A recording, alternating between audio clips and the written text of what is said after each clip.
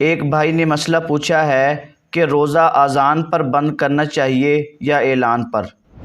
سحری بند کرنے کا مطلب یہ ہے کہ آپ کھانا پینا چھوڑ دیں۔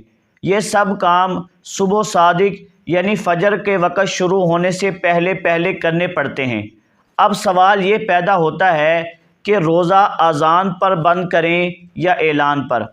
اگر کہیں اذان فجر وقت پر ہو رہی ہے، یعنی جیسے ہی صبح صادق ہوتی ہے اذان شروع ہو جاتی ہے، تو جیسے ہی اذان شروع ہو تو آپ کھانا پینا چھوڑ دیں۔ اور اگر کہیں یہ اعلان ہو کہ سحری کا وقت ختم ہو گیا ہے اور یہ اعلان اپنے وقت پر ہو رہا ہے، صحیح وقت پر ہو رہا ہے، تو آپ جیسے ہی اعلان سنیں کھانا پینا چھوڑ دیں۔ اصل بات یہ ہے کہ جیسے ہی صبح صادق ہو، فجر کا وقت شروع ہو، تو آپ کھانا پینا چھوڑ دیں، چاہے اعلان ہو یا نہ ہو، اذان ہو یا نہ ہو۔ اصل اعتبار آپ نے صبح صادق کا کرنا ہے۔